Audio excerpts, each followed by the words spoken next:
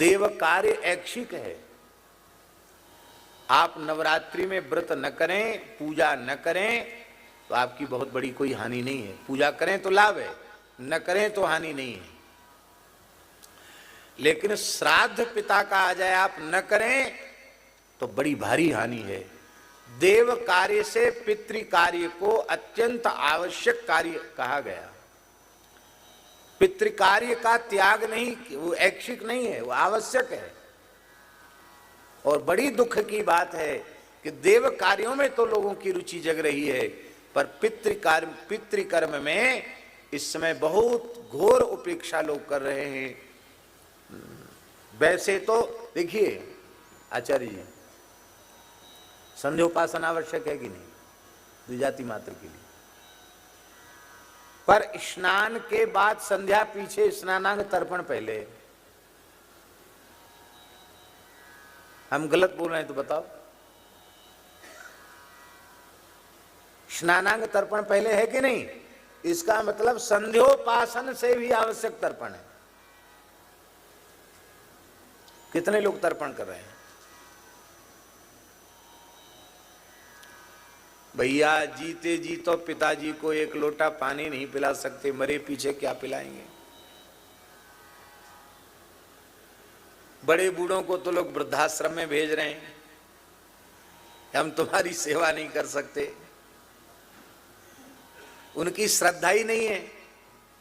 हाँ, मरे पीछे बढ़िया फोटो बनवा के उस पर एक माला लटका देंगे, फिर बड़ी भारी भक्ति दिखाएंगे, अगरबत्ती घुमाएंगे। अरे भैया, मना नहीं करें अगरबत्ती घुमाने को, लेकिन हम कह रहे हैं जीते जी तो उनकी सेवा नहीं की, तुमने उनकी आज्ञा का पालन नहीं किया, अब ये ढोंग काय को कर रहे हो?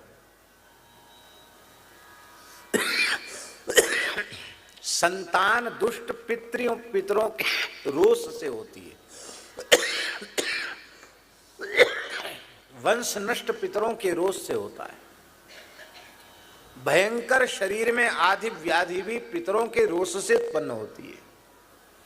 गृहस्थ व्यक्ति को पितृकर्म में प्रमाद नहीं करना चाहिए। किसी भी तीर्थ में जाकर सविधि तर्पण करना चाहिए, श्राद्ध करना चाहिए।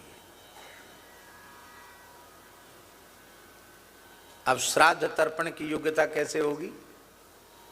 जब आप शिखा सूत्रधारी होंगे, चोटी नहीं है, जनेऊ नहीं है, संध्या नहीं करते, तो आप तर्पण के भी अधिकारी नहीं हैं, आप श्राद्ध कर्म के भी अधिकारी नहीं।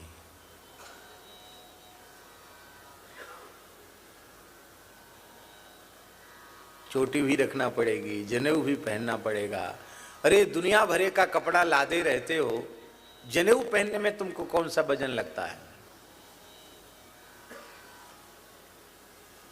भगवान ने बड़ी कृपा की कि ब्राह्मण क्षत्रिय वैश्य कुल में जन्म दिया, जहां जनेऊ पहन सकते थे।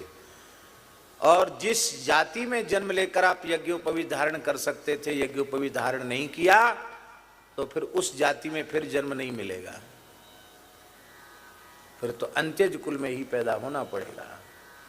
जिस जाति का कुल 7 पीढ़ी तक बिना जनेऊ और बिना चोटी के, बिना संध्या के बीत जाती हैं 7 पीढ़ियां, वह द्विजाति का कुल चांडाल का कुल हो जाता है, ऐसा महाभारत आदि ग्रंथों में लिखा है। अभी 7 पीढ़ियां इस देश में नहीं बीती हैं।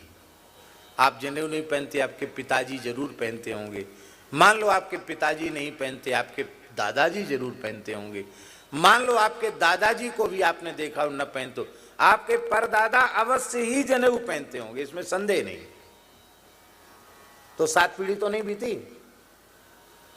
इसलिए मेरी प्रार्थना है, आप कथा तो सुनते हो, मानस पाठ करते हो, बहुत अच्छी बात है, पर समय से यज्ञोपवीत कराओ। ये वैश्य कुल के बालक हैं, इनकी आयु इसमें जनेऊ के योग्य है। इस शिखा सूत्र के योग्य यही आयु, इससे अधिक आयु नहीं, इतनी आयु जरूरी है। इस आयु में 11 वर्ष की आयु तक वैश्य बालक का यज्ञोपवीत हो ही जाना चाहिए। पहन ही नहीं लोग। मनु जी महाराज कह रहे हैं विशिखा व्युपवीतश्च यत् करोति न तत्कृतम, बिना सिखा सूत्र के आप जो कुछ कर्मकांड करेंगे वो न किए के बराबर है। चाहे तुम भोले बाबा को जल चढ़ाया हो, चाहे कहीं दुनिया में चले जाओ, जो कुछ किया वो न किए के बराबर है। चोटी जरूर रखो, यज्ञोपवीत जरूर धारण करो।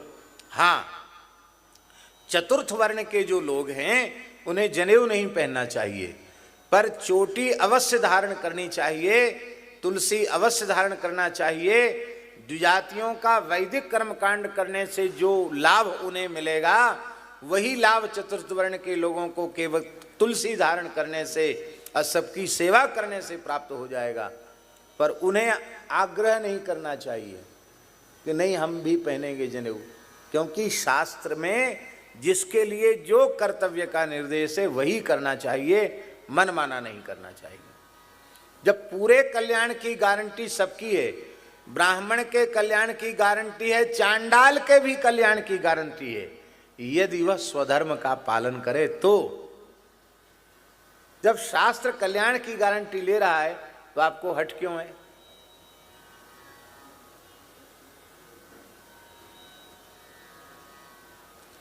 भगवान की भक्ति करने का अधिकार चारों वर्णों का है, लेकिन जनेऊ धारण करने का अधिकार ब्राह्मण, क्षत्रिय और वैश्य इन तीन वर्णों को ही है। उन्हें अवश्य धारण करना चाहिए। तब आप लोग एक बात कह सकते हैं कि चतुर्थ वर्ण के लोग अपने श्राद्ध तर्पण आदि कैसे करें? यज्ञोपवीत तो उनके नहीं है, तो समंत्रक तर्पण आदि करने से जो लाभ समंत्रक तर्पण करने से द्विजातियों को होगा, वही लाभ अमंत्रक तर्पण करने से चतुर्थ वर्ण के लोगों, वो गंगा जमुना जी में नहाकर ये पिताजी का, ये दादाजी का, ये परदादाजी का कह के जल दे देंगे, इतने से ही उनका कल्याण हो जाएगा। केवट ने राम जी के चरण धोए और पितर पार कर, फिर पितरों को पार किया। तो हमारे महाराज जी कहते थे पितरों को कैसे पार किया? बोले कठोता में जिसमें राम जी के चरण धोए थे, दौड़ के केवट गया, कुसा उखाड़ लाया और बोले भैया अब दादा परदादा तो जिंदे हैं ना, सबको चरणामृत दे दें, गंगा जी का जल तो है ही है। तो कुसा डुबा डुबा करके ये पिताजी का, ये दादाजी का, ये परदादाजी का, ये परदादाजी के परदादाजी का, ये मामा जी का, ये नाना जी का, ये काका जी का, ये ताऊ जी का, ये फूफा जी का, ये मौसा जी का, जितने नाते रिश्ते उसको याद आए सबको उसने दे दिया और सबके सब चतुर्भुज होकर वैकुंठ चले गए। बोलो भक्तवत्सल भगवान की। जनेऊ जरूर पहनो, नहीं पहनते हुए ठीक बात नहीं है। अब फिर बड़े धर्मात्मा बनते हो, फिर कहते हो महाराज हमने तो बहुत पाठ पूजा की, हमें कोई फायदा नहीं हुआ। अरे फायदा कैसे होगा? मनु महाराज कह रहे हैं बिना चोटी जनेऊ के जो करो वो न किए के बराबर है, तो आप कर रहे हो, उसका फल कैसे आपको मिलेगा? आप चोटी रखो, आप कहेंगे कि अरे चोटी तो अलग से दिखाई पड़ेगी, खराब लगेगी। अभी एक फैशन चली है, जैसे आधे से ज़्यादा खेत काट दो और बाकी छोड़ दो, ऐसे इधर उधर से सब काट देते, इधर छोड़ देते और यहाँ से कुछ बाल रखा कि इधर बांध लेते हैं। अरे भैया हाथ जोड़ के थोड़ा इधर से और छील दो, इतनी चोटी कितनी अच्छी लगेगी। लेकिन इसके लिए जरूरी है किसी सिनेमा वाले एक्टर का ऐसा करना। ऋषियों का अनुकरण नहीं करेंगे। यहां क्या कह रहे हैं? चारणा चरिते पथि, क्या चारणा चारयंती धर्मान इति चारणाः। हनुमान जी पूर्वाचार्य चरणों के पद चिन्हों पर चल रहे हैं। आपको यदि भगवत प्राप्ति करनी है, श्री किशोरी जी के चरण कमल प्राप्त करने हैं, तो पूर्वाचार्यों के चरण चिन्हों पर आपको चलना पड़ेगा।